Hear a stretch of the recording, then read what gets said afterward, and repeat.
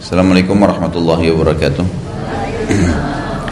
Alhamdulillah, kita memuji Tuhan kita Allah subhanahu wa ta'ala atas segala nikmatnya. Dialah zat yang maha hidup, berdiri sendiri, zat yang maha kuat, maha perkasa, maha bijaksana. Dialah yang satu-satunya zat yang menentukan segala keputusan dan berhak untuk disembah. Dan dia telah menggantungkan segala nikmat yang dia berikan kepada kita dengan kalimat Alhamdulillah. Juga selanjutnya kita panjatkan salam hormat kita, salawat dan taslim kepada manusia yang paling sempurna, pimpinan para rasul dan anak Adam, Nabi Muhammad SAW, sebagaimana Allah dan malaikatnya memberikan salam kepada beliau. Baik, pagi ini insyaAllah semoga Allah berkahi. Ibu-ibu sekalian, kita lanjutkan bahasan kitab Bulughul Maram dan masih dalam bab iddah, ihdad dan istibra. Dan kita akan sekarang mulai menyelesaikan beberapa hadis yang berhubungan dengan masalah iddah, ihdad ini dan istibra-nya. Tentu ini semua sudah saya jelaskan makna-maknanya ya. Kita masuk ke hadis 1146. Saya bacakan, wa an Ibnu Umar radhiyallahu anhuma qala talaqul amati tatliqatani wa iddatuha haidatani.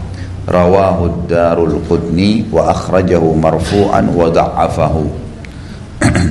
Ibnu Umar radhiyallahu anhu berkata, tolaknya budak perempuan ialah 2 kali dan masa iddahnya 2 kali haid. Riwayat Darul Qutni dengan marfu' dan ia pun menilainya lemah. Tentu pada pertemuan yang lalu saya sudah pernah jelaskan antara budak wanita dengan wanita yang bebas. Dan budak wanita sudah saya jelaskan ini bisa didapatkan dari peperangan biasanya, karena peperangan kaum muslimin menang, maka tawanan perempuan menjadi budak wanita. Budak wanita ini kalau misalnya ada seorang mujahid mau menikahinya, maka dia menikahinya. Dari beberapa hadis yang lalu disebutkan kalau dia setara dengan orang bebas, misalnya tolaknya, kemudian rujuknya, gitu kan, hak-haknya.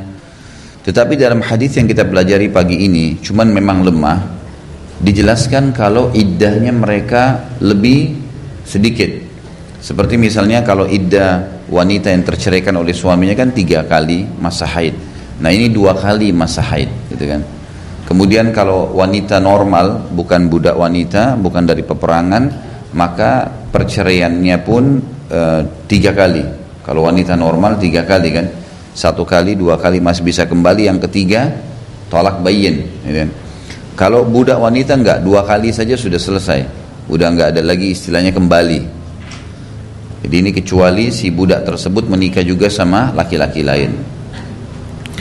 Tapi hadis ini dilemahkan oleh sebagian ulama hadis, dalam arti kata lebih kembali kepada pendapat yang semula. Pendapat yang semula menjelaskan kalau budak wanita hukumnya sama dengan wanita bebas, khusus dalam masalah iddah dan juga perceraian. Jadi sama umumnya dengan wanita, artinya 2 kali diceraikan. Kalau yang masih bisa kembali, kalau yang 3 kali sudah nggak boleh lagi kembali. Sama halnya juga dengan masa iddahnya. Kalau hadis ini lemah menyebutkan 2 kali iddah, kalau riwayat yang sebelumnya menyebutkan 3 kali masa haid. Kemudian hadis 1147 adalah hadis yang sejalan dengan hadis sebelumnya, hanya memperkuat saja. Wa akhrajahu Abu Dawud wa Tirmidzi wa Ibnu Majah min haditsin Aisyah radhiyallahu anha wa sahahahu al-Hakim wa khalafuhu fattafaqu ala dha'fi. Abu Dawud, Tirmidzi dan Ibnu Majah rahimahumullah juga meriwayatkan dari hadis Aisyah. Itu Aisyah S-nya dihapus tulisannya, setelah kan ada S itu ya, dihapus, dan dinilai sahih oleh Hakim. Namun para ahli hadis tetap menentang Hakim ini karena Al-Hakim mensahihkan hadis ini, dan mereka sepakat bahwa ini adalah hadis yang lemah. Maksudnya masih berhubungan dengan masalah haidnya, iddahnya wanita, budak wanita, dan juga kadar perceraiannya yang sampai 2 kali saja. Baik, kedua hadis ini mirip satu sama yang lain, dan ini karena saya katakan tadi lemah, jadi lebih dipilih oleh para ulama hadis-hadis yang sebelumnya. Artinya iddah budak wanita sama dengan iddah wanita normal. Kemudian hadis 1148, wa an Ruwayfi ibn Thabit radhiyallahu anhu anin Nabi sallallahu alaihi wasallam qala la yahillu limri'in yu'minu billahi wal yawmil akhir an yasqiya ma'uhu zar'a ghairihi. Akhrajahu Abu Dawud wa Tirmidzi wa Sahih Ibn Hibban wa hassanahu al-Bazzar ya. Wa an Umar radhiyallahu anhu fi imra'atin mafqud tarabbasu 4 sinin thumma ta'taddu 4 ashhurin wa 10 akhrajahu Malik wa Syafi'i. Dari Ruwayfi bin Thabit, itu sama ibnunya diganti bin, dari Ruwayfi bin Thabit, bahwa Nabi SAW bersabda, tidak halal bagi seseorang yang beriman kepada Allah dan hari akhir, ini perintah untuk para laki-laki, menyiram airnya pada tanaman orang lain. Di sini bahasa kinayah, bahasa yang digunakan menggunakan adab, artinya tidak layak ya seorang laki-laki menumpahkan spermanya di rahim perempuan ya, yang masih di bawah naungan laki-laki. Gitu kan. Riwayat Abu Dawud dan Tirmidzi, hadis sahih menurut Ibnu Hibban dan hasan menurut Al-Bazzar. Lalu ada tambahan dalam riwayat ini dari Umar radhiyallahu anhu tentang seorang istri yang ditinggal suaminya tanpa berita. Hilang, enggak ada berita. Apa yang harus dilakukan wanita tersebut? Dia boleh bersabar atau dia boleh mengajukan perceraian. Tapi kalau dia tidak mau mengajukan perceraian, maka untuk ya, terjadi perceraian secara alami harus melalui masa 4 tahun, menunggu 4 tahun. Dan menghitung iddahnya setelah itu 4 bulan 10 hari seperti kalau suaminya meninggal. Baik, hadis ini menjelaskan sabar. Saya udah bilang, ingat kita sedang belajar ilmu dan membahas kisah tentang orang dulu sehingga keluar hukum. Tidak usah dibayangkan. Jadi ini hukum-hukum. Karena kalau kita bayangkan nanti jadi panjang nih. Kalau tahu perasaan ini jadi panjang.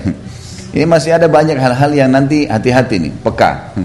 Jadi harus hati-hati dalam memahaminya. Jadi ini kasus yang terjadi di zaman sahabat hingga keluarlah hukum syar'inya, gitu kan? Hukum Allah Subhanahu wa taala.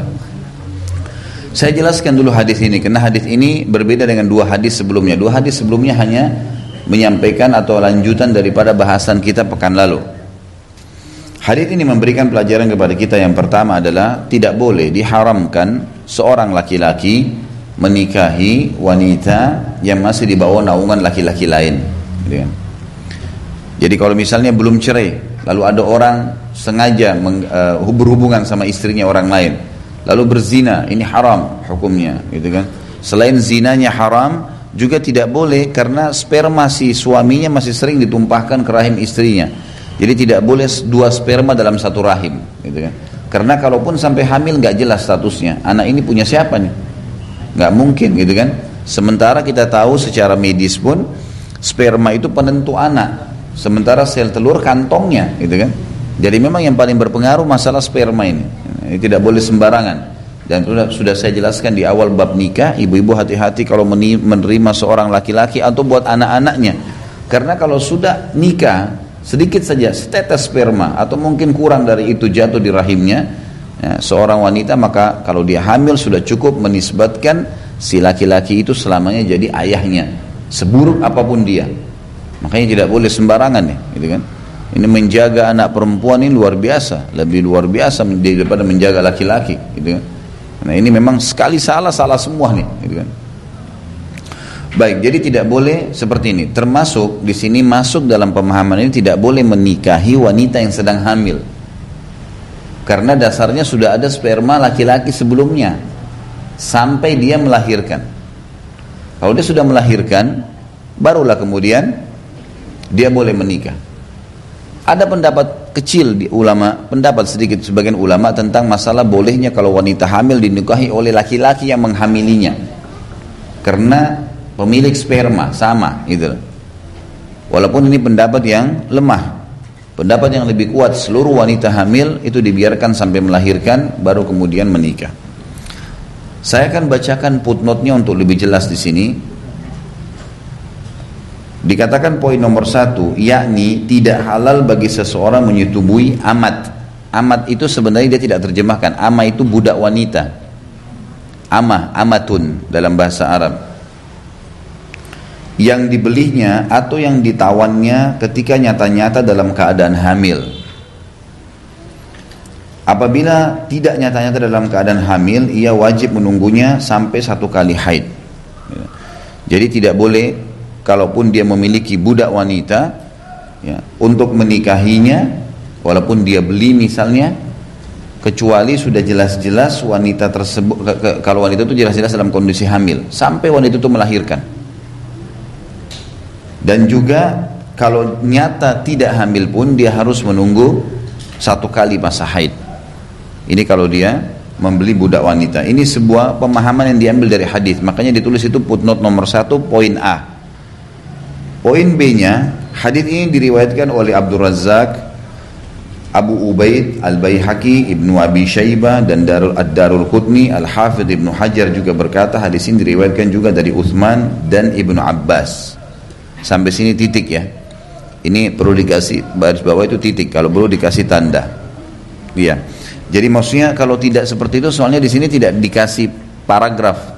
Karena ini memang betul nyambung satu sama yang lain, tapi sampai situ selesai dulu.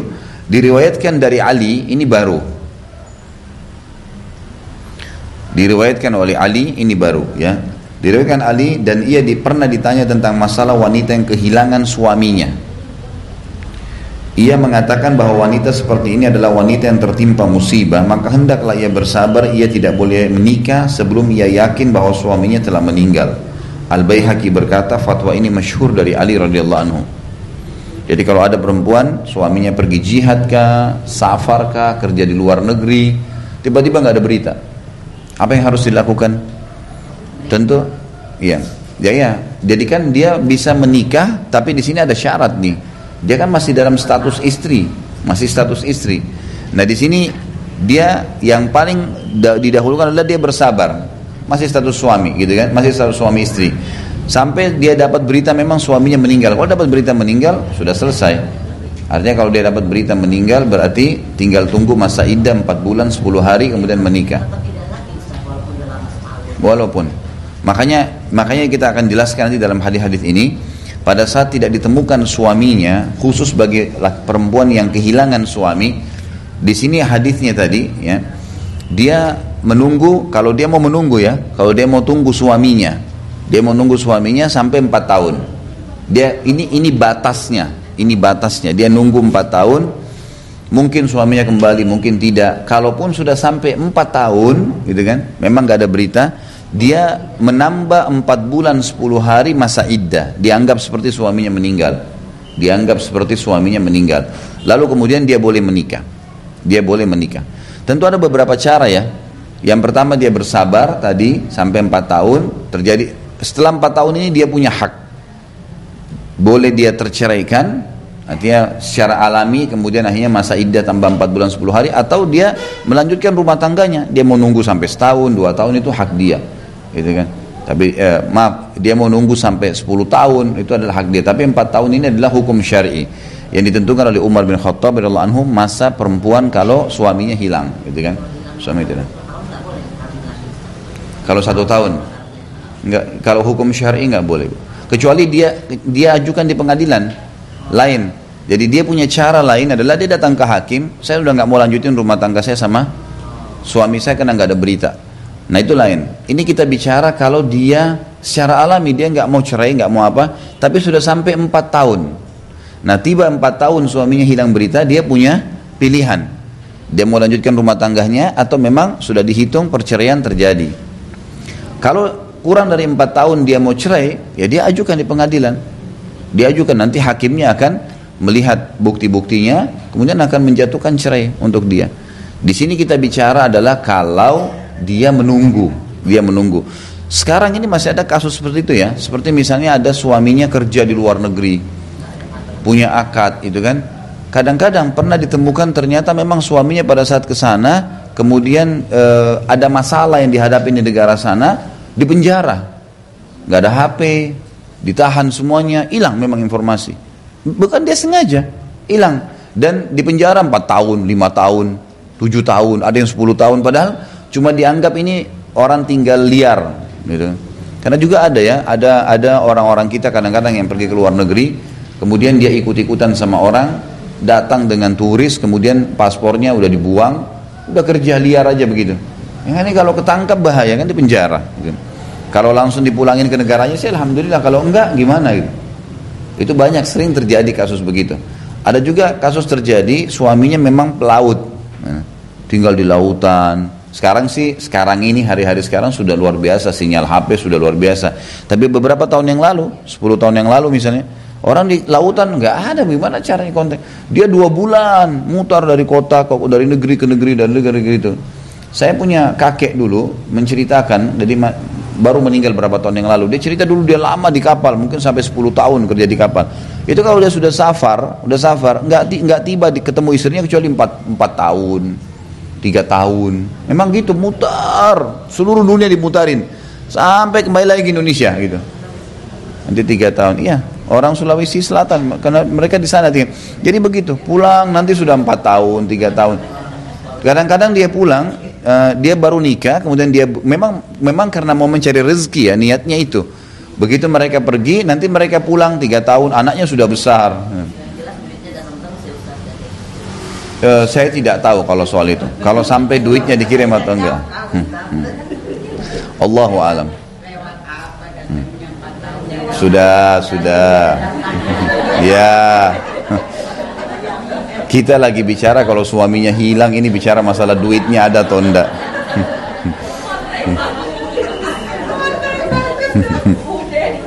Kan ada Allah pemberi rezeki. Makanya dihubungkan dengan akidah. Allah nggak mungkin meninggalkan hambanya gitu ya. Baik. Yang jelas di sini Ali radhiyallahu anhu memberikan fatwa masyhur 4 tahun. Artinya setelah kalau Umar bin Khattab memberikan fatwa 4 tahun. Kalau Ali bin Abi Thalib mengatakan perempuan ini sabar. Dia lebih baik bersabar. Ya. Kalau dia sudah tidak bisa sabar, dia ajukan di pengadilan. Tapi kalaupun suaminya hilang, tidak ada berita setahun, 2 tahun, menurut Ali radhiyallahu anhu lebih afdal dia bersabar. Ini musibah datang kepada dia bersabar. Ada pahalanya semua di sisi Allah SWT. Ini fatwa-fatwa para sahabat ya.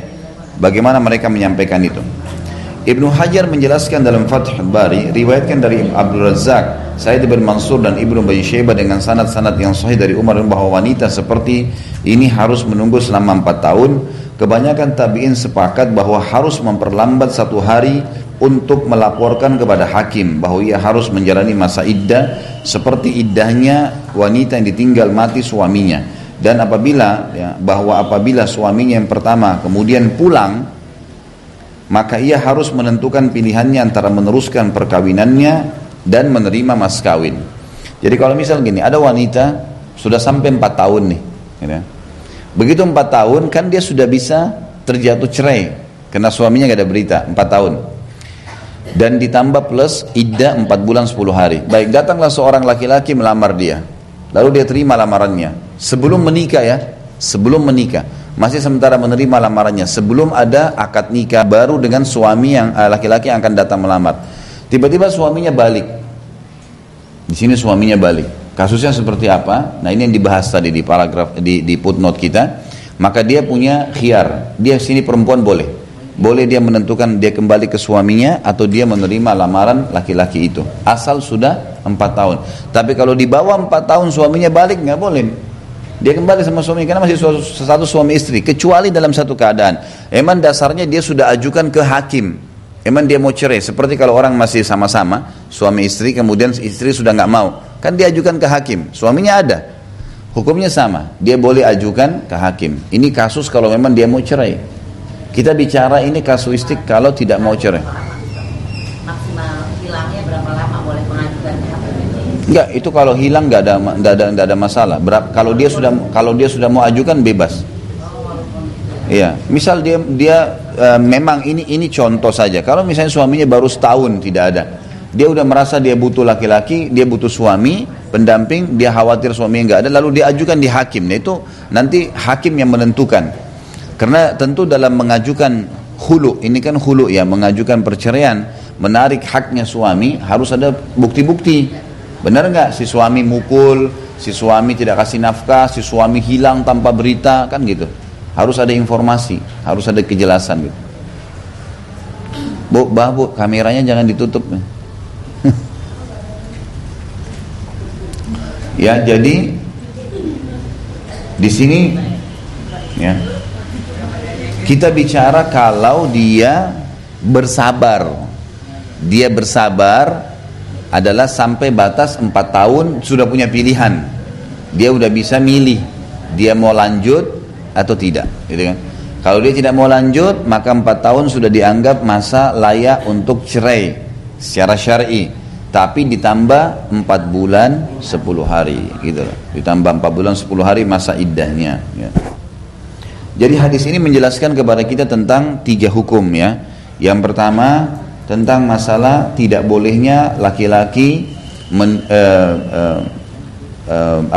menikahi wanita yang hamil. Termasuk di dalamnya tidak boleh menikahi wanita yang masih dalam masa iddah. Ya. Ini tidak boleh karena masa iddah itu dianggap masa memang untuk mensucikan rahim sama sekali dari sisa sperma yang sebelumnya. Kalau cerai 3 kali masa haid, kalau meninggal 4 bulan 10 hari. Gitu ya. Cuma kalau ya, ini hukum syar'i. Ulama mengatakan ini kemungkinan besar. Kalau manufos pun masih berlaku hukum yang sama. Kalau yang 4 bulan 10 hari masalah suaminya meninggal, gitu kan? Ini selain memang mensucikan rahim, ya, juga memang diberikan kesempatan si istri ini untuk lebih menentukan jalannya.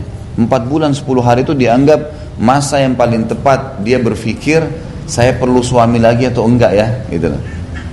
Jadi bukan cuma sekedar masalah mensucikan rahim, tapi memang dia bisa menentukan pada saat itu. Karena ada memang mungkin suami istri sampai tua sama-sama, kemudian memang suaminya meninggal dan dia pun sudah tua, dia nggak butuh suami misalnya. Maka dalam masa penantian, masa iddah 4 bulan itu dia bisa menentukan, ini apa saya melangkah lagi menikah atau enggak ya, gitu kan. Mungkin ada anak-anak juga yang masih butuh perhatian dia dan seterusnya. Jadi dia bisa jadikan sebagai ini masa 4 bulan kata ulama, masa yang paling tepat dia sudah bisa mandiri. Dia udah bisa mandiri, udah jalan. Dia sekarang mau lihat, saya nanti mau bertemu sama suami saya ini di surga lagi, di akhirat, atau saya perlu pendamping baru, karena nanti kan dia ikut sama suami terakhirnya, kan gitu. Jadi kalau suami yang pertama misalnya soleh, dan nanti dia akan punya derajat yang tinggi di surga, gitu kan. Kemudian dia sekarang mau menikah dengan laki-laki, ternyata ini kurang kesolehannya, atau bahkan orang fasik, banyak orang begitu, buruk, nggak sholat, nggak apa, suami pertamanya soleh, ini dia rugi kalau dia nikah.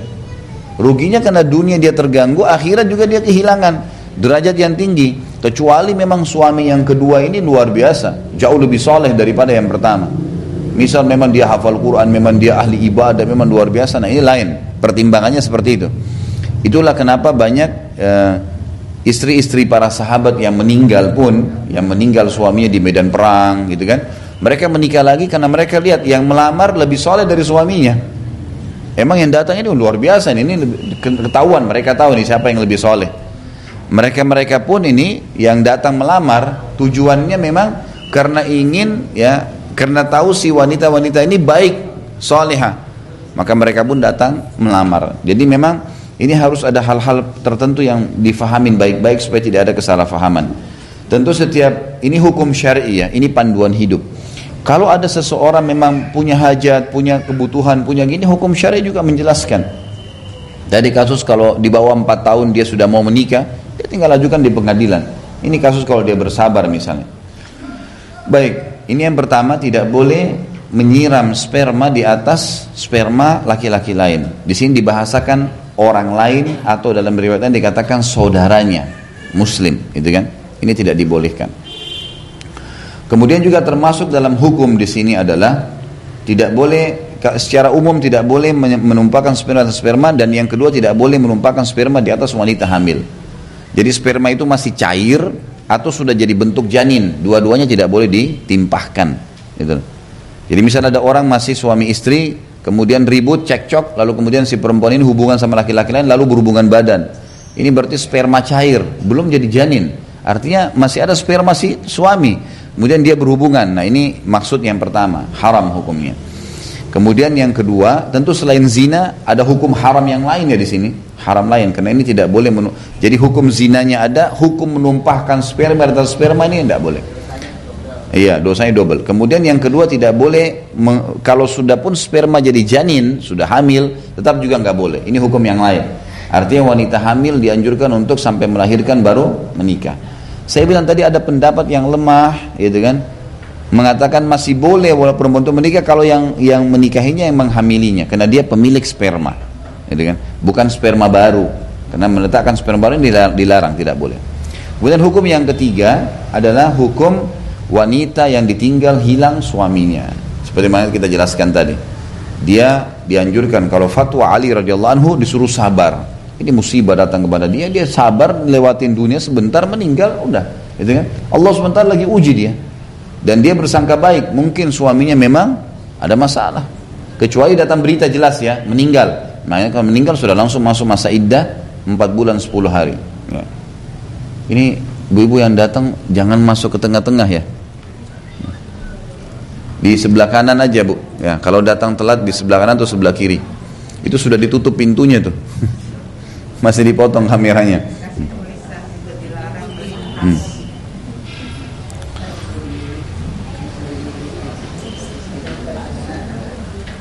Baik, selanjutnya kita masuk hadis 1100 ya. Ya, 1149 ya. Wa anil Mughirah bin Syu'bah qala Rasulullah SAW imra'atun mafqud imra'atahu hatta ya'tiyahal bayan akhrajahu Darul Qutni bi isnadin dhaif. Dari Al-Mughirah bin Syu'bah radhiyallahu anhu bahwa Rasulullah SAW bersabda, ini sama Al-Mughirah bin Syu'bah, selalu ditulis ibn ya, itu ibn diganti dengan bin. Istri yang ditinggal suaminya tanpa berita tetap menjadi istrinya, atau suami yang pergi hingga datang kepadanya berita yang pasti. Riwayat Darul Qutni dengan sanad yang lemah. Tapi ini dipegang oleh para ulama karena ada tadi riwayat yang sebelumnya yang kuat tentang fatwa Ali radhiyallahu anhu pada saat beliau menjadi khalifah. Hadis-hadis ini semua sebelumnya menjelaskan kepada kita tentang hukum-hukum syar'i berhubungan dengan masalah ya, penantian masa iddah atau masa penantian suami yang tidak ada beritanya. Kita masuk sekarang ke hadis yang berhubungan juga dengan bab ini, tapi masalah mahram ya, ada hubungannya dengan mahram ya, yang kita biasa di Indonesia bilang muhrim ya. Muhrim ini beda. Muhrim ini orang yang pakai baju ihram. Sebenarnya yang benar mahram ya. Mahram itu artinya orang yang terharamkan gitu kan, untuk menikah. Kita bacakan hadisnya 1150. Wa an Jabirin radhiyallahu anhu qala Rasulullah sallallahu alaihi wasallam la yabitan rajulun inda imra'atin illa an yakuna nakihan aw dha mahramin, rawahu Muslim. Dari Jabir radhiyallahu anhu bahwa Rasulullah SAW bersabda, janganlah sekali-kali seseorang laki-laki bermalam di rumah seorang perempuan kecuali emang dia menikah dengannya. Ya, di sini disilakan langsung ia kawin atau dia adalah mahramnya. Jadi nggak boleh sama sekali kecuali memang di rumah itu ada mahram, ada mahramnya. Misal memang suami istri, kemudian ada anak-anak perempuannya yang masih belum nikah, tinggal serumah, ada tamu datang, nginep, dikasih kamar di depan, di bawah, lantai bawah, itu nggak ada masalah. Tapi di sini dikhususkan kalau ada wanita sendiri atau sama anak kecil, lalu ada laki-laki datang walaupun kerabatnya yang bukan mahramnya, nggak boleh. Ini nggak dibenarkan. Nah ini akan jadi fitnah, apalagi kalau dia janda lah, inilah macam-macam. Ya, ini jadi masalah, jadi fitnah. Jadi walaupun dia mau minta bantuan ini nggak bisa. Bisa diminta nginap di mana, diberikan penginapan misalnya kalau ada kemampuan. Kalau enggak mungkin bisa di masjid. Pokoknya ini nggak boleh, dihindari. Secara hukum syar'i tidak dibolehkan. Kecuali memang dasarnya dia sudah menikah sama si wanita itu sehingga boleh serumah atau mahramnya. Ya. Jadi hadis ini memberikan gambaran hukum syar'i tidak boleh sama sekali laki-laki dan perempuan bersama-sama nginap di satu tempat, gitu kan? Yang tempat itu bukan tempat umum penginapan, beda kalau penginapan hotel misalnya rame-rame pada pergi, kemudian masing-masing, gitu kan? Seperti orang pergi umroh, masing-masing ruangan berbeda, itu lain. Ini maksudnya rumahnya memang, orang tahu ini rumahnya si perempuan itu. Tidak boleh sembarang laki-laki masuk. Dan ini tentu hikmah-hikmah syar'i banyak ya untuk menjaga nama baiknya si perempuan itu. Jadi tidak boleh juga orang menganggap remeh masalah ini. Saya dapat berita informasi sampai saya luruskan masalah itu. Semoga Allah berikan hidayah. Di Jakarta ini ada seorang ibu janda, gitu kan, jadi sering kali berinteraksi sama orang. Orang sering datang ke rumahnya, sementara dia hanya tinggal sama anak gadisnya berdua. Bolak-balik, akhirnya jadi rusak namanya.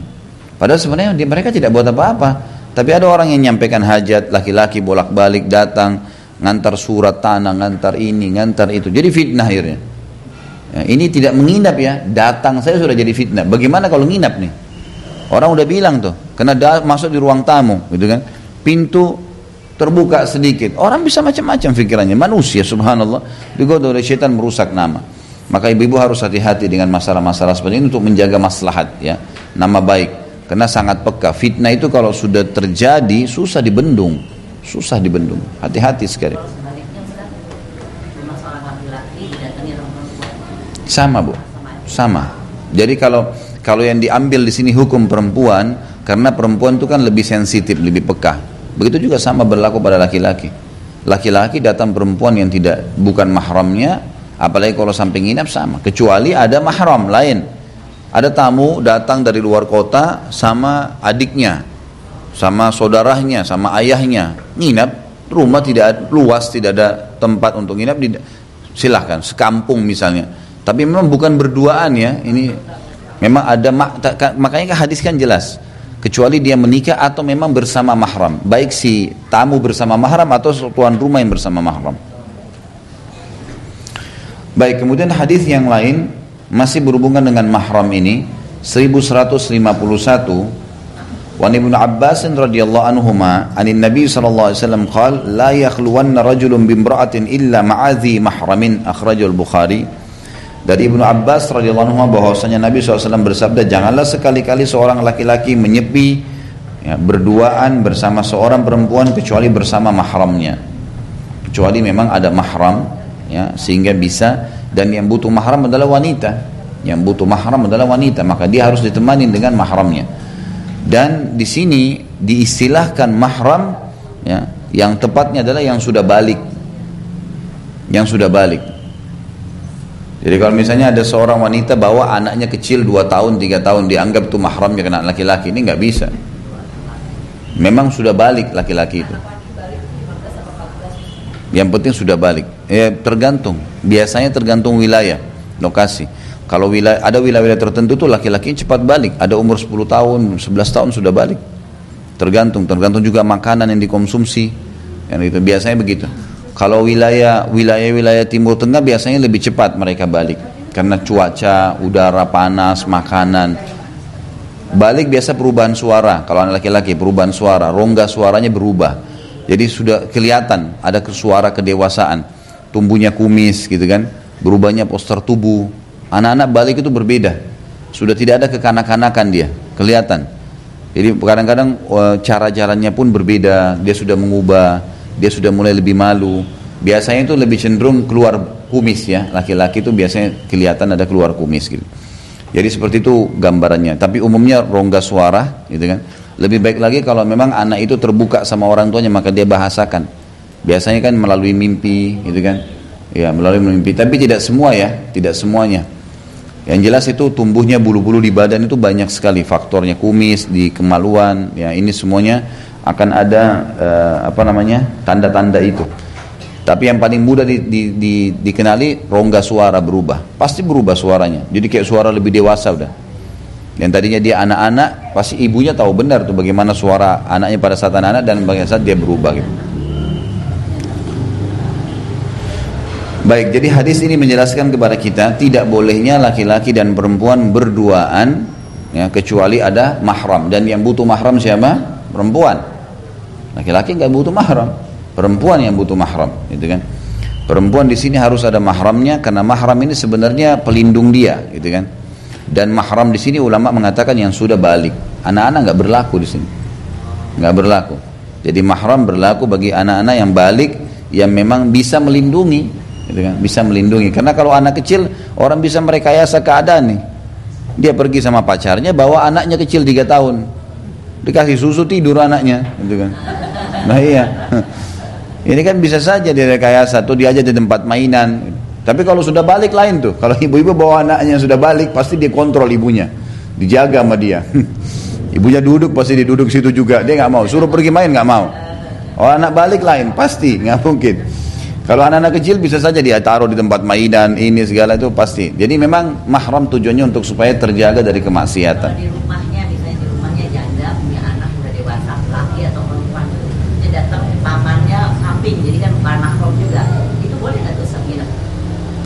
Nggak boleh kalau cuma perempuan sama laki, karena si berarti iparnya si ibu itu. Paman si paman si perempuan. Iya. Tapi paman samping, tapi dia paman itu tidak. Enggak, yang ini pamannya siapa? Pamannya si ibu janda atau si anaknya? Janda. Ibunya. Nah, tapi samping jadi bukan. Apa itu paman samping maksudnya? Jadi maksudnya bukan langsung itu loh, bukan pamannya, jadi ada apa ya? Ibu bapaknya kakak adik. Sepupu bukan mahram. Bisa nikah. Seperti misalnya kasus Ali bin Abi Thalib sama Fatimah. Kan Ali bin Abi Thalib sepupunya Nabi. Fatimah kan anaknya Nabi. Nah ini di Indonesia biasa dibilang paman kan. Nah ini kan boleh nikah. Makanya Fatimah nikah sama Ali. Nggak boleh, tetap sama. Iya, kecuali memang si perempuan ini punya jadi yang dibahasakan mahram ini bukan sesama jenis ya. Ngerti? Maksudnya si ibu janda ini yang dikatakan mahramnya bukan anak perempuannya. Mahram itu laki-laki yang tidak boleh nikah sama dia. Oh, yang datangnya maksudnya. Bukan, si ibu ini. Ibu janda ini kan punya anak perempuan. Anak perempuannya tidak dikatakan mahramnya dia. Istilah mahram itu laki yang lawan jenis yang tidak boleh nikah. Iya, kalau misalnya di rumah itu ada anak laki, maksudnya ada tamu laki-laki yang bukan mahram yang mau menginap. Boleh. Oh, boleh. Boleh, asal si anak laki-laki sudah balik. Ya, anak laki-laki sudah balik. Kalau anak kecil sama tadi kasus, nggak boleh. Makanya tadi di sini istilah mahram ini harus, ya gitu kalau masalahnya dibayangkan, iya betul. Saya nggak tahu gimana Pak Muhammad hadapin nih. Mungkin cuma ngangguk-ngangguk aja kan.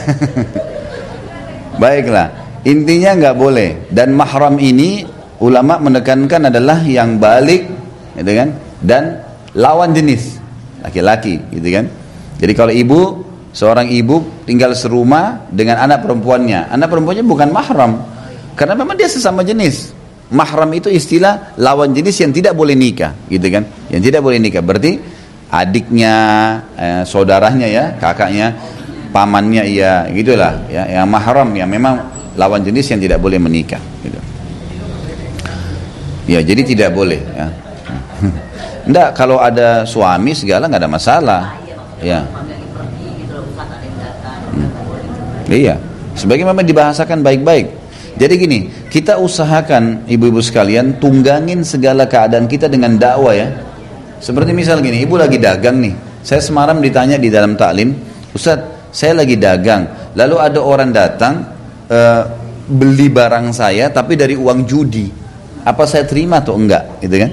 Lalu saya jawab, kalau anda tidak tahu, cuma terka-terka mungkin uang judi, mungkin orang ini mungkin suka judi tapi dia gak punya kerjaan halal gaji, cuma dia suka judi, lalu dia belanja, berarti kan bisa saja dari gajinya, itu kita terima saja. Tapi kalau orang ini datang bawa, ini uang untung saya dari judi 100 juta, saya mau borong nih satu toko, jelas dia sebutin uang judi, jangan terima. Dan di situ saja kita berdakwah tuh, maaf ya saya nggak terima walaupun 100 juta, walaupun toko ini anda beli semuanya, karena ini uang haram, dalam Islam tidak boleh. Gunakan kesempatan untuk dakwah, walaupun dia pergi nggak apa-apa lah, daripada kita terima uang haram ya. Jadi memang harus digunakan untuk berdakwah. Banyak dokter-dokter ya non muslim, dokter-dokter non muslim saya temukan di Irian ya, pada saat saya pergi berdakwah di sana, itu mereka sambil mengobatin masyarakat, sambil didakwahin agama Kristen tuh. Tapi berapa banyak dokter muslim tidak lakukan itu, nggak ada sama sekali. Datang ngobatin orang yang sudah tugas 2 tahun di kampung-kampung, pulang nggak ada sama sekali, nggak ada satupun orang yang diubah sholatnya kah, mungkin dia juga tidak sholat. Tapi dokter-dokter Nasrani, saya dapat informasi malah sebelum mereka terjun ke kampung-kampung di Indonesia ini ya, sampai ke Irian, saya masuk ke hutan-hutan, nggak ada lampu, saya temukan di sana ada mereka gitu. Itu mereka sebelumnya di training, datang pastor-pastor pendetanya, sampaikan, kalian harus begini. Jadi mereka sambil suntik, sambil bagi obat, sambil dakwain ke agamanya. Padahal agamanya nggak benar nih. Mereka mengatakan Allah punya anak. Berapa banyak orang Islam yang tidak tunggangin itu. Dan berapa banyak justru zaman dulu orang masuk Islam karena dakwah yang disampaikan. Banyak sekali kasus-kasus begitu. Ada pernah di Irak, satu orang masuk Islam, orang Yahudi masuk Islam justru karena dengan kebaikannya dia digunakan untuk dakwah. Dia mau pergi sholat di masjid, anaknya belum balik, anaknya masih kecil belum balik. Lalu dia bilang, nak, kalau ini toko kain, ayah mau pergi ke masjid sholat, kamu jaga toko ini, karena orang luar lalang, tempat lintas, seperti kalau kita tempat singgah, banyak orang bis gitu kan. Zaman dulu orang pakai unta, pakai kuda lewat, musafir, dia buka kios di situ. Lalu dia bilang sama anaknya, ini barang-barang ya, kain sudah ada harga-harganya semua, anaknya sudah dikasih, udah tahu gitu. Tapi anaknya belum balik, suruh jaga toko. Ayahnya pergi, waktu rupanya ayahnya pergi, datang satu orang Yahudi. Cirinya Yahudi kan jelas, pakai topi kecil di kepalanya tengah-tengah.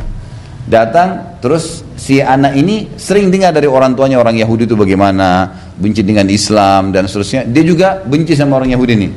Yahudi itu tanya satu kain, harganya anak ini sudah tahu, sekian puluh dirham, satu roll. Dinaikin sama dia 3 kali lipat. Si anak ini, sekian harganya. Yahudi nggak nawar, diambil, dibawa. Sudah pergilah dia. Ayahnya pulang tanya, ada yang belanja nggak tadi? Ada ya, orang Yahudi. Dan dianggap prestasi, saya naikkan 3 kali lipat. Jadi 3 kali lipat. Ayahnya bilang nggak bisa, dalam Islam nggak boleh. Walaupun dia Yahudi nggak boleh kamu nipu dia. Itu nipu namanya. Harga kita sekian ya sekian. Kenapa kok? Kan tidak boleh orang transaksi, Bu. Dalam Islam, ibu beda-bedain harga. Nggak boleh, kecuali memang dasarnya kita naikin semua orang dapat harga begitu. Atau memang kita berikan diskon dengan pembelian tertentu itu lain. Ada memang. Tapi kalau kita, karena orang pakai Mercy datang harganya naik, orang pakai motor datang harganya lebih murah. Saya kadang-kadang kalau mampir di puncak beli lampu-lampu, gitu. Wah ini kalau mobilnya parkir depan harganya lain. Begitu mobilnya parkir jauh dikit jalan kaki dilihat, harganya naik. Sudah, jangan dilanjutin. Baik, yang jelas orang Yahudi ini beli pergi. Ayahnya pulang ditanya, ya, siapa yang belanja? Ada satu orang Yahudi. Saya naikkan 3 kali lipat karena orang Yahudi. Kata ayahnya nggak boleh. Dalam Islam tidak boleh. Harus jujur, apa adanya. Sekarang berapa saya kasih harga kamu sekian. Baik, sisanya berikan kepada ayah. Ayah akan kejar Yahudi itu. Diambil, dibawa, kejar tuh Yahudi. Ternyata Yahudi ini karena naik kendaraan, ya kan gitu. Naik kuda, udah pergi jauh, diikutin sama orang ini. Sampai sudah dekat kampung sebelah, gitu kan. Jauh nih. Begitu dia dari jauh orang Yahudi nih pakai topi kecil, bawa kain di atas kuda, dikejar sama dia, didekatin sebentar Yahudi. Kamu yang belanja nggak di kampung sebelah, di toko anak kecil yang jaga? Dia bilang iya benar. Bilang itu toko saya, ini kainnya tempat saya. Tadi saya pergi sholat, anak saya lihat kamu Yahudi dinaikin harganya. Dan saya kejar kamu ini untuk kembalikan. Ini uang kamu, harganya cuma 1/3 dari apa yang kau bayar tadi. Ini uangnya dikembalikan. Kata Yahudi itu, kau kejar saya dari sana ke sini untuk kembalikan uang saya? Dia bilang iya, karena Islam mengajarkan saya untuk jujur. Gara-gara itu Yahudi bilang, kalau itu betul ajaran agamamu, saya syahadat masuk Islam. Lalu si Yahudi ini bilang apa?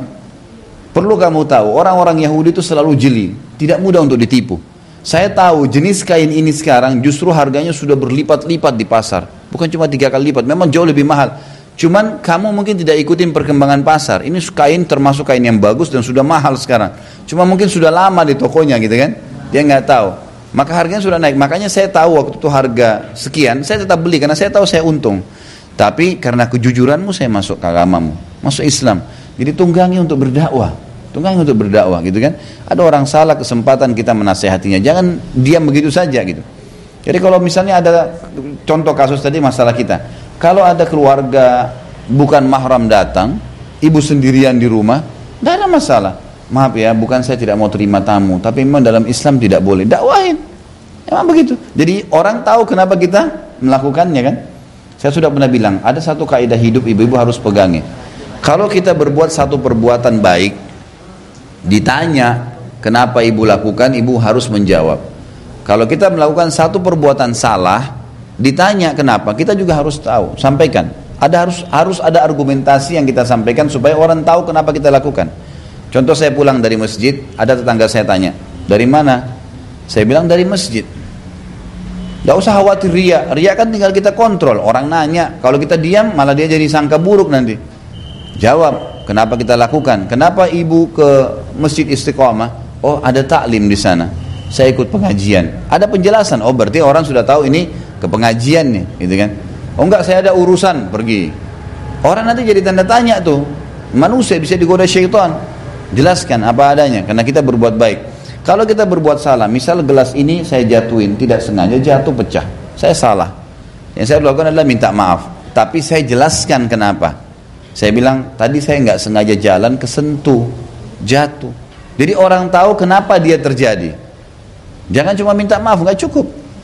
Nggak cukup, sampaikan kenapa kita melakukannya. Kita akuin kesalahan, tapi saya lakukan karena ini. Bukan untuk membela diri ya, untuk menjelaskan kenapa itu terjadi. Supaya jelas, oh karena ini. Dan mengetahui sebab itu akan memudahkan kita untuk tidak mengulanginya. Tidak mengulanginya, jadi memang jelas gitu kan. Ini semua hal-hal mendasar masuk dalam kaidah hidup yang harus diketahui.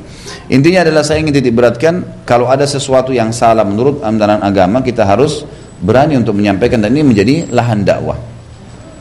Baik, itu yang kita ambil dari hadis 1151 ya, masih berhubungan dengan 1150.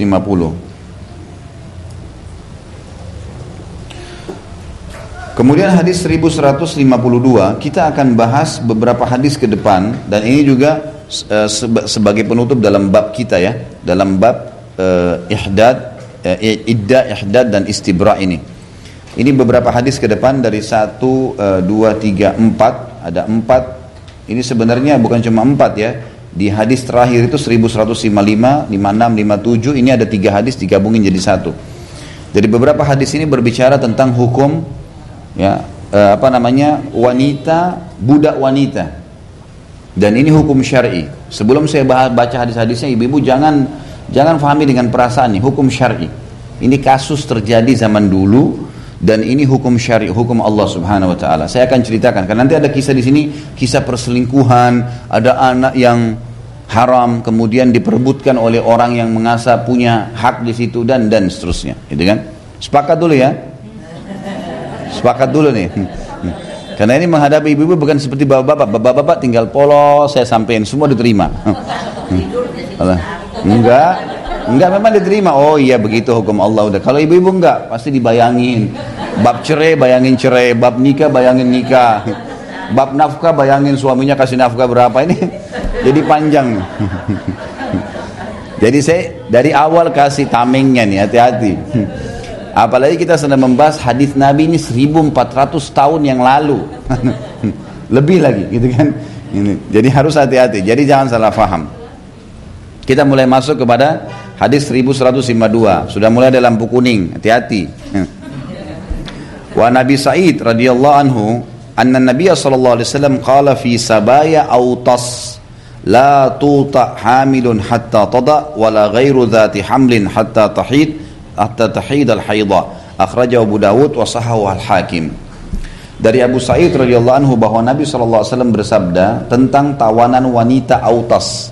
Jadi Autas ini sebuah wilayah yang Nabi SAW pernah mengutus di perang Hunain. Setelah pembebasan kota Mekah, ada wilayah lagi yang Nabi SAW serang, namanya Hunain. Ada peperangan Hunain, Allah sebutkan dalam Al-Quran tuh ya, ada perang Hunain. Nah, pada saat tiba ke sana ada satu wilayah Autas namanya. Beberapa sahabat diutus ke sana untuk berperang, dan akhirnya mereka memenangkan peperangan. Di antara tawanan-tawanan perang ada laki-laki, ada perempuan, gitu kan? Ada hewan-hewan ternak, macam-macam. Ini kan menjadi ghanimah, harta rampasan perang. Laki-laki dan perempuannya menjadi budak, gitu kan? Nabi SAW bersabda tentang tawanan wanita Autas.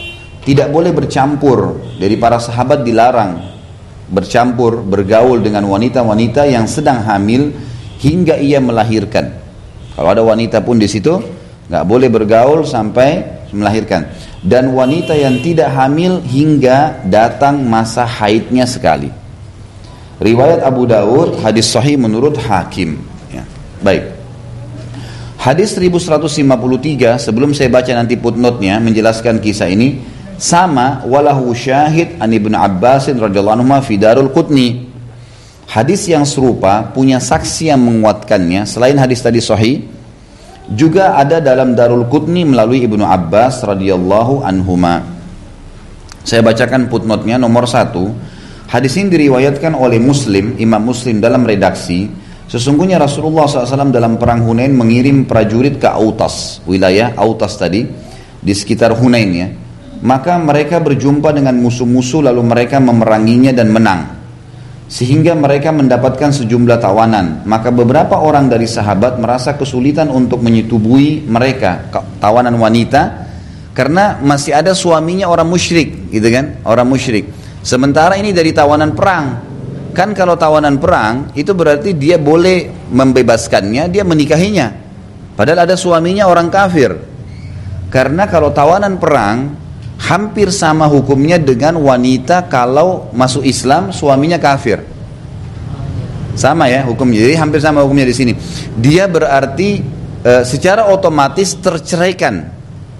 Waktu ada beberapa sahabiat hijrah dari Mekah ke Madinah, sahabiat ya masuk Islam, suaminya nggak mau masuk Islam. Lalu suami-suaminya protes di Mekah, itu Muhammad tuh ngambil istri-istri kami. Padahal Nabi SAW tidak mengambil, mereka masuk Islam. Mereka hijrah dan turun firman Allah. Waktu itu Nabi SAW menunggu hukum.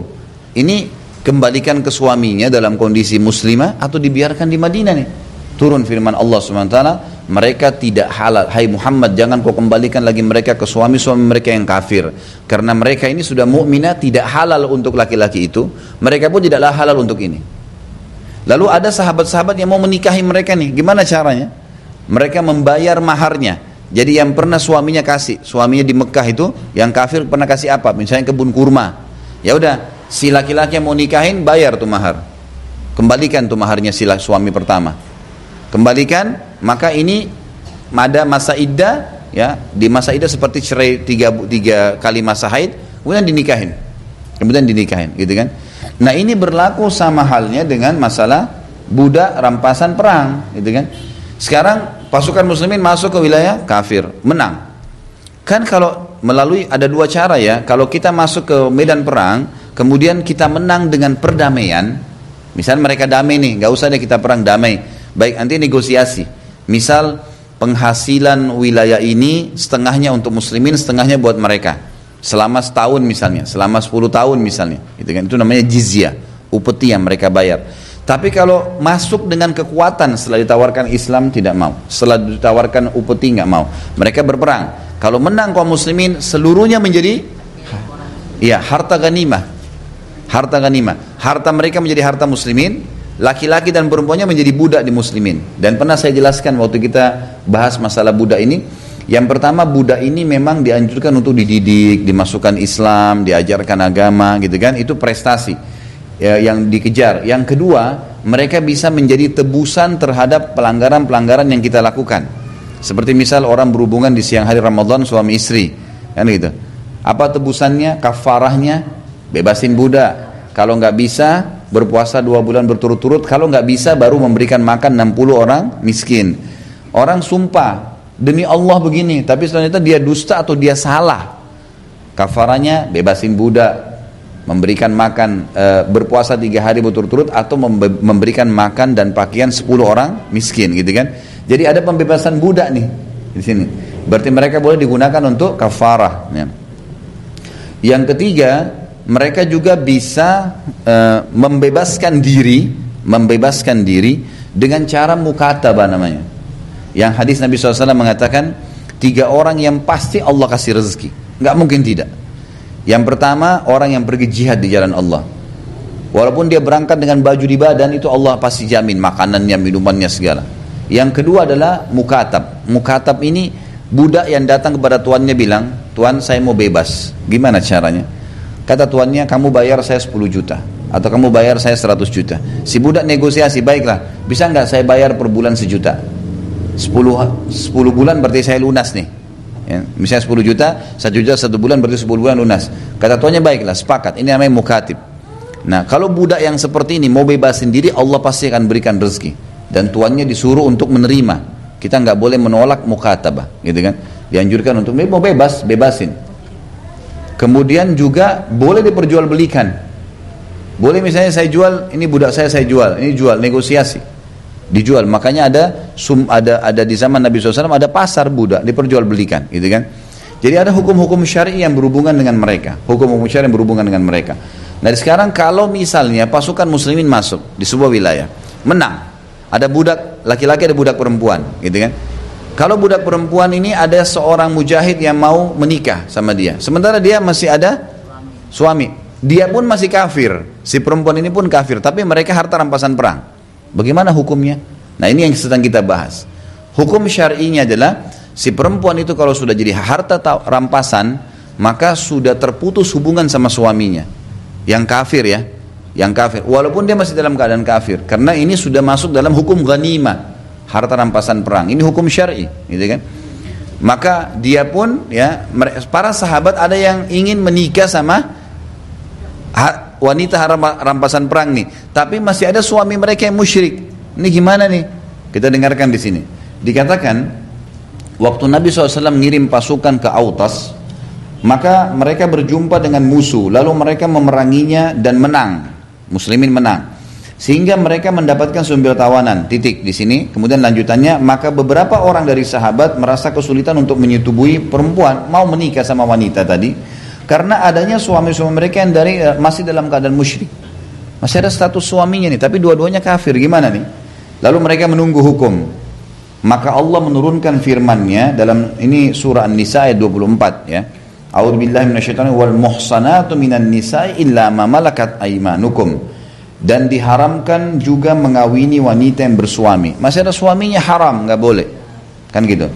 Kecuali budak-budak yang kamu miliki. Nah ini lain, kalau sudah masuk dalam harta ghanimah, rampasan perang, mereka sudah ditawan, maka berarti sudah terputus status sama suaminya. Si orang-orang muslim boleh menikahi mereka, boleh menikahi si budak-budak. Ini kan kalau mau. Kita bicara kalau mau. Oh, subhanallah, kalau dalam peperangan lain. Ini situasinya bukan kayak kita begini aman. Ini kalau orang perang, dalam kondisi perang, berkecamuk, mungkin pasukan perang, ibu kalau mau bayangkan ini terlalu besar masalahnya. Artinya masuk berkecamuk, direbut, mungkin mereka lihat akhlak yang baik, mungkin mereka begini, mungkin suaminya memang tidak baik sebelumnya, mungkin pemabuk. Karena muslimin ini kalau masuk di satu wilayah, mereka langsung kalau sudah masuk yang sudah menang, itu mereka berbagi makanan, mereka menyobati orang yang luka, mereka melindungi wilayah yang sudah dikuasain. Umat Islam berbeda kalau masuk dalam satu lokasi. Maka umumnya wilayah-wilayah itu banyak masuk Islam, dan ahli wilayah itu mau bernikah sama muslimin justru karena melihat akhlak mereka itu. Ini pernah terjadi kasus, lalu masih terjadi hambatan seperti ini. Allah mengatakan kalau muslimah muhsanat artinya mukminah gitu, masih ada suaminya nggak boleh, termasuk dalam masalah iddah, di masa iddah nggak boleh. Sampai selesai iddah baru perempuan punya pilihan, mau memilih suaminya dulu atau dia nikah sama laki-laki lain. Tapi kalau budak wanita berbeda, tawanan, maka kalau seorang mujahid mau menikahinya, hukumnya dia didahulukan daripada suaminya yang kafir, gitu kan? Jadi memang sudah seperti itu hukumnya, karena dianggap mereka, ada, kan di sini dikatakan kalau dia lagi hamil, kalau dia hamil sampai melahirkan, kalau dia tidak hamil 1 kali haid, ditunggu iddahnya 1 kali haid, ditunggu 1 kali haid.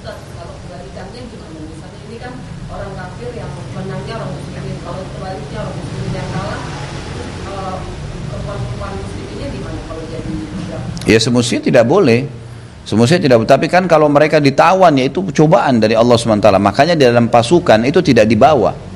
Wanita itu jarang dibawa, kecuali beberapa orang yang memang jiwanya jiwa perang. Seperti pada saat Nabi SAW perang Uhud kan gitu. Yang ikut itu muslimat-muslimat yang bisa membela diri, memang mereka ahli masak, mereka ngobatin orang-orang sakit. Kalau yang lain semua di Madinah, tinggal di Madinah. Kalau pasukan muslimin lagi pergi, itu jarang ada perempuan ikut. Nabi SAW juga cuma membawa salah satu dari istri beliau, yang lainnya semua di Madinah. Dan di Madinah diberikan penobatan 1 orang yang menggantikan kedudukan beliau, karena memang bahaya sekali kan, kalau kalah perang kan bisa berbahaya perempuannya gitu, muslimahnya. Ya itu cobaan dari Allah SWT, itu hukumnya lain. Jelas Tidak boleh sama sekali. Jangankan tidak dikenal dalam Islam muslimah atau muslim jadi budak, itu nggak ada dalam Islam. Dia harus mempertahankan dirinya sampai mati. Nggak ada istilah dia diperbudak. Karena kalau sudah orang kafir yang berbudak, jelas hukum mereka berlaku padanya, gitu kan? Tapi kalau orang Islam lain, dia berbudak tapi hukum Islam berlaku, lain, keselamatan malah, gitu kan? Makanya perilaku seperti sabda Nabi SAW tidak ada dalam agama lain ini. Kalau kalian makan, berikanlah kepada budak kalian. Kalau kalian berpakaian, berikanlah kepada budak kalian. Sampai dikatakan Zubair bin Awam, sahabat Nabi itu punya budak banyak. Dia sering beli di pasar 100 orang budak, dibebasin sama dia. Sampai Zubair bin Awam kalau jalan, itu bajunya dibeli sama dia, seragam semua sama budaknya. Sampai gak bisa dibedain mana tuannya, mana budaknya. Jadi Islam begitu dan tidak ada dalam agama lain. Ini kalau sudah mereka luar biasa udah kacau balau semua. Tentunya di sini kita disuruh menjaga kemuliaan untuk bisa menjaga. Ini pernah terjadi wilayah-wilayah tertentu seperti misalnya di Spanyol dulu waktu terjadi perang salib, pernah ada kaum muslimin yang dikalahkan, kemudian akhirnya banyak tuh perempuan-perempuan yang diperkosa, yang disalahgunakan, anak-anak yang dibunuh sama mereka, tapi memang muamalahnya buruk sekali ya, buruk sekali. Dalam sejarah peperangan dunia pun tidak ada pasukan seperti muslimin, tidak pernah. Mereka kalau datang setelah itu, pokoknya mereka begitu sudah menang atau sudah mengalah musuhnya, udah nggak ada pembantaian, nggak ada sama sekali. Udah diurus negara itu, dibangun, ditaruh undang-undang, dinaungin. Yang mau tinggal dengan agamanya silakan, yang mau masuk Islam silakan, nggak ada. La ikraha fid din, tidak ada paksaan. Jadi ini sebenarnya cuma memperkenalkan Islam ke wilayah tersebut. Makanya sebelum berperang pun tawarkan Islam, kalau enggak jizyah, kalau enggak upeti, gitu kan. Jadi kita sekarang bicara tentang masalah hukum. Kalau terjadi begini, ini kalau terjadi. Kan pernah terjadi dulu, maka sekarang dijelaskan sebagai sebuah hukum. Maka Allah menurunkan firman-Nya tadi. Baik, ini hadis yang menjelaskan tentang masalah hadis nomor 1152, hadis 1153. Selanjutnya hadis 1154. Wa an Abi Hurairah radhiyallahu anhu anin Nabi sallallahu alaihi wasallam qala al waladu lil firash wal ahirul hajr, muttafaqun alaih min hadits. Ini ada kisah perselingkuhan, nanti saya akan jelaskan, Abu Hurairah anhu menyebutkan bahwa Nabi sallallahu alaihi wasallam bersabda, anak itu milik tempat tidur si suami dan bagi yang berzina dirajam. Jadi hadis ini kalau dibaca tidak difahamin, harus tahu sebabnya, gitu kan, ada kisahnya. Hadis ini muttafaqun alaih dari hadisnya, gitu kan. Sebelum kita lanjutkan kisahnya, sebab hadis ini, kita lanjutkan dulu baca hadis yang penutup dalam bab ini, karena menyambung. Footnote-nya justru setelah dijelaskan hadis terakhir. Tadi nomor 1154 kita lengkapkan dengan 1155, 1156, 1157. 3 hadis sekaligus dikatakan wa min haditsin Aisyah radhiyallahu anha fi qissah wa Ibnu Mas'udin 'inda An-Nasa'i wa an Utsman 'inda Abi Dawud. Demikian juga hadis yang serupa, hadis serupa antara 1154 dengan sampai 1157. Diriwayatkan oleh Nasa'i dari Aisyah, jalurnya dari Aisyah radhiyallahu anha dalam suatu kisah, ada kisah, dan Ibnu Mas'ud dalam riwayat Abu Daud dan Utsman. Baik, apa kisahnya? Kita lihat footnote nomor 2. Imam Bukhari meriwayatkan dari Aisyah radhiyallahu anha bahwa Abd ibn Zam'ah ini adalah saudaranya Sauda binti Zam'ah. Siapa Sauda ini? Hah? Ya, siapa nih? Istri Nabi SAW. Enggak boleh, enggak ada hafal ini. Ini Sauda bin Zam'ah terkenal sekali ya kesolehannya. Dan ini istri Nabi SAW yang paling suka membuat Nabi tersenyum dan tertawa. Jadi dia suka bercanda, orangnya suka bercanda. Sampai dalam sebuah riwayat dikatakan Sauda binti Zam'ah pernah membuat Nabi SAW tertawa sampai luar biasa gitu ya. Sahabat pun kaget Nabi tertawa begitu. Dia mengatakan, ya Rasulullah, tadi malam waktu anda sholat tahajud saya juga ikut di belakang. Tapi anda tidak tahu kalau saya ikut. Kemudian pada saat anda ruku gitu kan, anda sujud, kemudian anda bangun, hidung saya kena bokong anda gitu. Jadi kena pantat Nabi SAW gitu kan.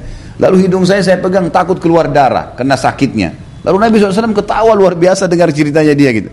Kemudian kisah benar terjadi, tapi dia ingin menghibur Nabi SAW gitu kan. Dan banyak kisah-kisah yang dari Sauda ini yang Masya Allah dia menghibur Nabi SAW dengan kisah-kisah guyonnya tapi benar gitu kan. Sauda ini binti Zam'ah radhiyallahu anha punya saudara namanya Abd bin Zam'ah, laki-laki. Abd binti Zam'ah. Ayah mereka nih, ayah Abd dengan Sauda ini namanya Zam'ah. Zam'ah ini punya budak wanita. Punya budak wanita. Kemudian tinggallah sama dia, gitu kan? Tapi tetap dalam keterbudakannya. Dan ini statusnya sebagai istrinya, tapi kan kalau budak wanita tuh boleh dibilang saya bebasin kamu, saya nikahi, atau dia nikahi dalam kondisi masih budak, gitu kan? Cuman kalau kondisi masih budak dinikahi, punya anak, anaknya sudah jadi tuan, karena dari sperma tuannya, kan gitu. Ini hukum syariah begitu. Ternyata Zam'ah ini punya seorang budak wanita, budak wanitanya ini selingkuh dengan seorang yang bernama Utbah. Utbah bin Abi Waqqas. Siapa Utbah ini? Saudaranya Sa'ad bin Abi Waqqas. Tangkap ya kisahnya? Baik, satu-satu saya bacakan. Dikatakan sini di Bukhari meriwayatkan dari Aisyah bahwa Abd ibn Zam'ah. Siapa Abd ini? Saudaranya Sauda. Menceritakan tentang ayahnya Zam'ah, punya budak wanita. Kisah Abd ibn Zam'ah dengan Sa'id ibn Abi Waqqas. Sa'id ibn Abi Waqqas, ini Sa'ad maksudnya. Sa'ad bin Abi Waqqas punya saudara namanya Utbah. Kan gitu. Jadi ada kasus di sini, Utbah ini selingkuh berzina sama budak wanitanya Zam'ah, gitu kan? Lalu si budak ini hamil. Nah, dua orang ini, si Abd ini, Abd bin Zam'ah, ingin mengambil anak itu karena dianggap saudaranya. Kan ini istri ayahnya, gitu kan? Melahirkan. Si Sa'ad bin Abi Waqqas bilang, tidak, Utbah, saudara saya, nitip pesan, ini perempuan hamil dari saya nih, maka anaknya punya saya. Walaupun dia status budaknya si Zam'ah. Jadi ini kasus yang terjadi zaman itu ya, nggak usah dibayangkan. Yang penting sekarang saya jelaskan kisahnya.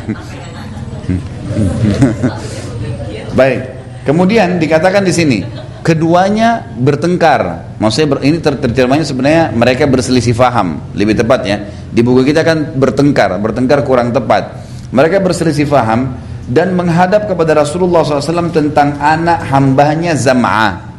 Zam'ah ayahnya tadi, ini lahir nih dari budak wanitanya, gimana?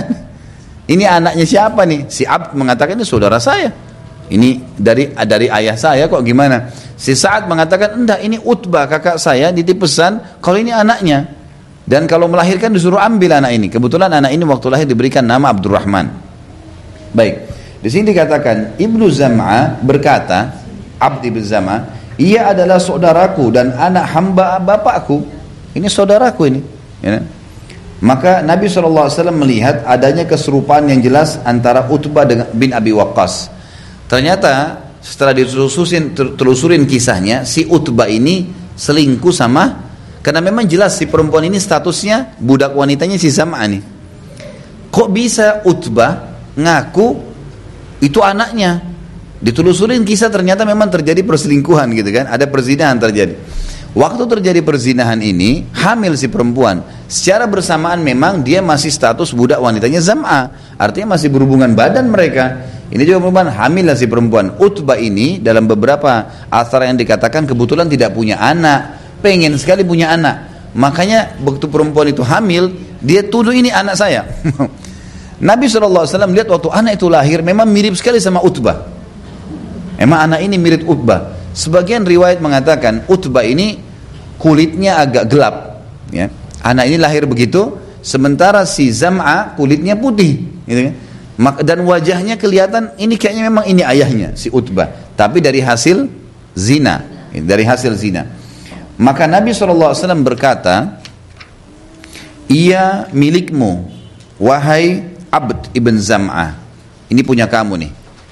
Dikembalikan kepada Abd ibn Zam'ah. Ini kan kasusnya Zam'ah ini yang punya budak wanita dan ini anaknya. Abd ibn Zam'ah anaknya Zam'ah, berarti ini saudaranya nih, si bayi ini saudaranya Abd, ini punya kamu.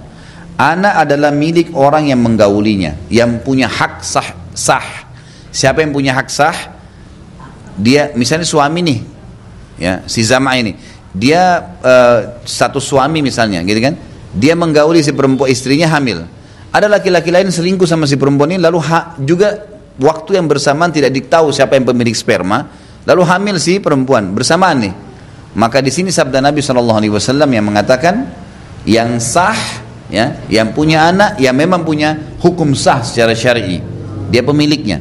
Walaupun dua-dua melemparkan spermanya, gitu kan. Dan berhijablah kamu darinya wahai Sauda. Nama, ya, anak yang dipertengkarkan adalah Abdurrahman. Hal ini terjadi setelah penaklukan kota Mekah. Penaklukan kota Mekah, gitu kan.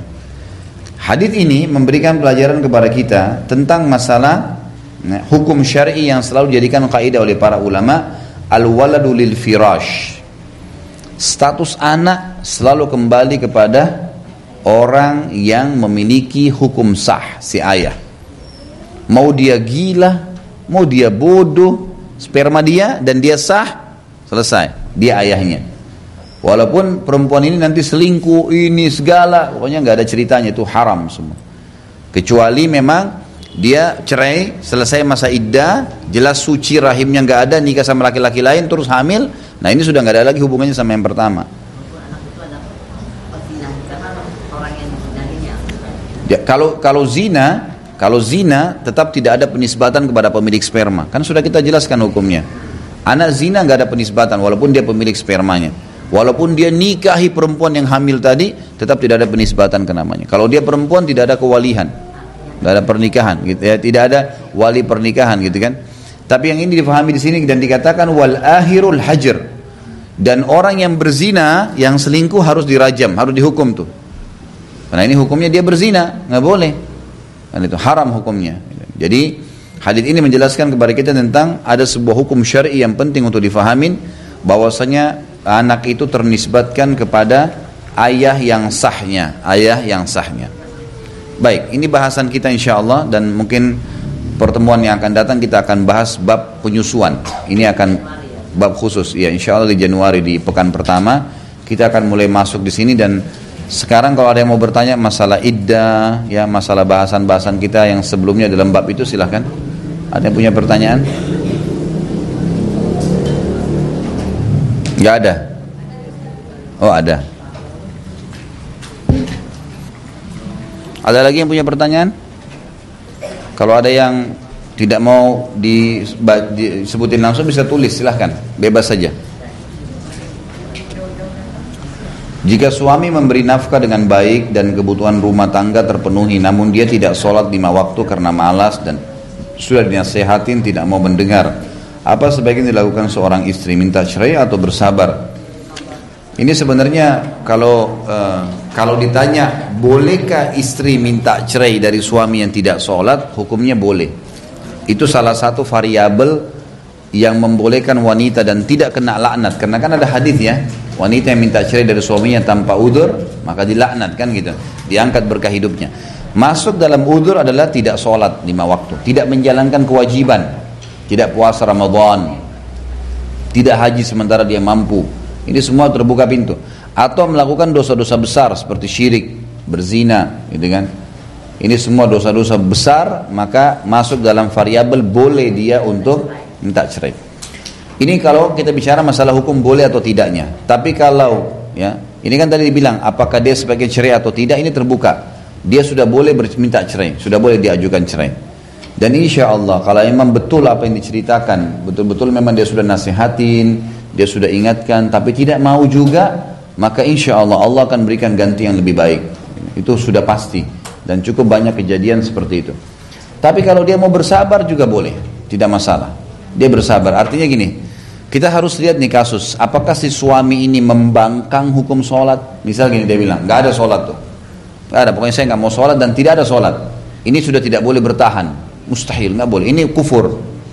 Tapi kalau dia cuma males-malesan, makanya namanya hukum takasulan, malas ini masih boleh bertahan, tidak masalah, didakwahin.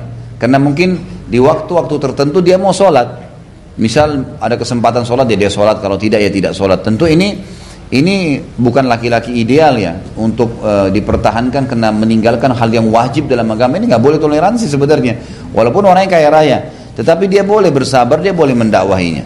Jadi saran saya, Allahu alam, lihat keadaannya. Kalau dia membangkang, betul-betul tidak ada sholat itu, maka ini nggak boleh bertahan. Dan di sini fatwa ulama, boleh dia sebelum mengajukan perceraian untuk memberikan pelajaran ke suaminya dengan cara dia meninggalkan rumah, karena ini sudah tidak membangkang, sudah mengatakan tidak ada sholat, gitu kan. Kalau dia mau bertaubat, silakan. Kalau dia tidak mau taubat, maka sebaiknya tidak bersama-sama. Tapi kalau dia cuma malas-malasan, diberikan kesempatan, didakwahi, didoakan, diajak bersama-sama, insya Allah nggak masalah. Jadi masih boleh bertahan ya. Ada lagi? Ya, silakan.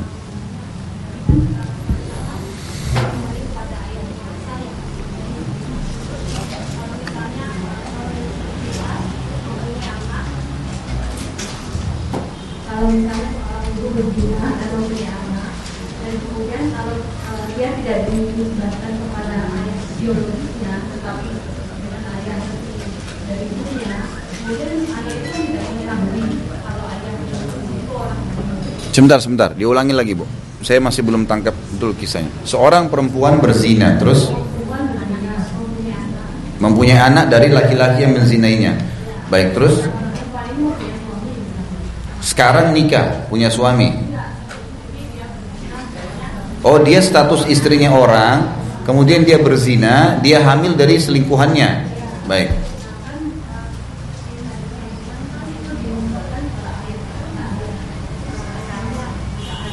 Enggak, kalau anak zina enggak ada penisbatan nama. Enggak ada penisbatan nama. Jadi walaupun si status istri tadi ini dia tidak hamil dari suaminya, kemudian dia selingkuh dengan laki-laki lain lalu dia hamil, apakah anak ini nanti dinisbatkan kepada selingkuhannya? Tidak bisa, karena ini hasil zina. Tidak ada penisbatan nama dengan perzinahan. Ya? Enggak, jadi dia dinisbatkan namanya kepada salah satu nama yang dibuat, misalnya Abdullah, Abdurrahman, tapi ini enggak ada orangnya. Dinisbatkan kepada hamba Allah gitu ya. Jadi itu jangankan dia status istri Bu, kalau gadis sama bujang, kita nggak bicara lagi. Kalau tadi itu status istri luar biasa tuh, dosanya sudah double, karena selain zina dia selingkuhin suaminya dan seterusnya. Kalau dia gadis sama perjaka, dua-duanya berzina ya. Ini tetap walaupun mereka nikah setelah itu, anak itu nggak boleh nisbat kepada si laki-laki, padahal dia masih bujang. Karena ini zina, hasil zina nggak boleh, nggak ada penisbatan. Anak zina itu nggak ada penisbatan nama, tidak ada hak waris di antara mereka, dan kalau anak perempuan tidak boleh menjadi wali nikahnya. Ya, kalau ada yang bilang bagaimana sudah malu di masyarakat, ya itu konsekuensi resiko. Kenapa Anda lakukan gitu kan? Karena kalau ini dibuka hukum syar'i, misalnya syar'i membolehkan, pasti terjadi di mana-mana, sedangkan haram saja masih dilanggar gitu. Apalagi kalau dibiarkan. Sekarang kan banyak anak-anak muda tunggangin tuh, orang tuanya nggak setuju, hamil aja dulu di luar nikah. Ya. Sudah Bu? Ada lagi?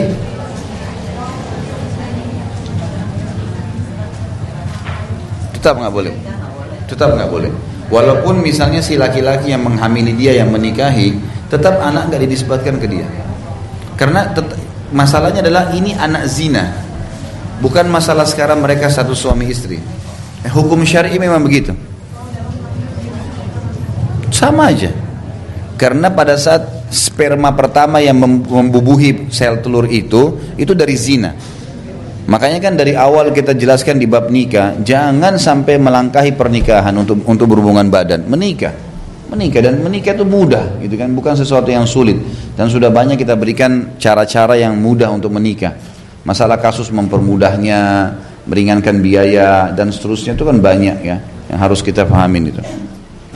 Baik, sebelum saya lupa ibu-ibu sekalian, ibu-ibu kemarin saya sudah sampaikan sudah bisa download gratis di Play Store. Tulis nama saya Khalid Basalama, logonya itu warna hijau, tulisannya KH garis kurang B Khalid Basalama, itu sudah bisa di-download alhamdulillah di Android. Jadi ceramah-ceramah termasuk Bulughul Maram sudah di-upload di situ, sudah ada. Jadi ibu-ibu kalau misalnya mau kembali mengingat buku ini, apa yang dibahas, yang kebetulan sudah diangkat situ, bisa dibaca, bisa diikutin insyaallah. Nah, itu yang pertama. Kemudian yang kedua, kalau ibu-ibu ada waktu saya ajak tentunya, bapak-bapak juga di belakang, maaf saya tidak lihat kalau ada bapak-bapak hadir. Kalau ada waktu hari Sabtu bisa hadir di Tablik Akbar lusa ya, di Blok M Square jam 9, tanggal 19 jam 9 pagi sampai selesai insyaallah. Itu Tablik Akbar tentang sahabat Abu Ubaidah bin Jarrah radhiyallahu anhu. Dan ini serial-serial sahabat ini memang kita lagi hidupkan karena banyaknya kaum muslimin yang tidak tahu kisahnya. Itu alhamdulillah selama ini kita sudah 9 kali Tablik Akbar, selalu penuh. dan responnya sangat bagus sekali. Bahkan saya motivasi untuk bapak-bapak dan ibu-ibu itu mengajak anak-anaknya. Sampai sekarang alhamdulillah yang sudah pernah ajak anak-anak mudanya semua pada ketagihan, tanya lagi kapan bulan depan, karena mereka mendapatkan pencerahan. Kita coba menjelaskan namanya sahabat itu, kemudian status rumah tangganya, kemudian masa dia masuk Islam, bagaimana kisahnya, kiprah-kiprahnya selama masuk Islam, bagaimana dia melalui kehidupannya selama dia jadi muslim sampai dia meninggal dunia, ya. Ini juga bisa disebarluaskan kalau ingin menyampaikan atau mendapatkan hadir insyaallah. Kemudian yang ketiga, saya masih mengajak ibu-ibu untuk ikut partisipasi di kegiatan sosial kita, terutama yang mendesak sekali sekarang itu adalah sumur yang kita akan gali, dan kita sekarang membutuhkan untuk seluruh Indonesia ya, di lokasi-lokasi itu tidak kurang dari 100 sumur. Ya, jadi bisa ibu-ibu terserah mau ikut 1-2 sumur terserah. Cuman maaf, ini memang ada perubahan anggaran. Jadi yang lalu 4,5 juta, sekarang 5,5 juta anggarannya untuk 1 sumur gitu kan. Memang karena kadang-kadang ada beberapa lokasi yang terlalu jauh sehingga butuh biaya lebih. Juga yang kedua, pengadaan motor untuk dai yang memang ini kita siapkan. Saya sudah ada data sekarang, teman-teman yang tamatan Madinah saja itu jumlahnya tidak kurang dari 400-500 orang. Dan kita mau fokus untuk memberikan kepada mereka ini ustadz-ustadz yang memang sudah lama, sudah tahunan ceramah, untuk kita berikan hadiah motor. Dan mudah-mudahan dari ceramah-ceramah mereka, bukan insya Allah ya, dari ceramah-ceramah mereka kita panen pahalanya. Anggaplah 3 tahun motor kita dipakai, anggap 3 tahun, insya Allah 3 tahun itu setiap hari dia ceramah, dia jadi imam gitu kan. Karena umumnya teman-teman ini semua memang kegiatannya begitu, masya Allah, pasti punya ceramah, juga pasti mereka ada yang jadi imam masjid, silaturahim keluarganya kita bisa panen. Anggaplah 3 tahun, alhamdulillah kalau dia bisa pakai sampai 5 tahun motor itu kan sangat baik gitu. Ini juga saya datanya itu sekitar 400 sampai 500 orang, dan kita sekarang mau mengeluarkan motor per 100 motor, dan sekarang alhamdulillah sudah ada sekitar 70 motor yang sudah kita keluarkan. Alhamdulillah dari seluruh pengajian saya, ruang lingkup cuman yang saya jangkau saja ya, itu sudah ikut. Dan ini bebas, bisa ibu ikut 1 motor langsung, bisa nyumbang berapa saja, bahkan ada yang nyumbang 100.000 rupiah.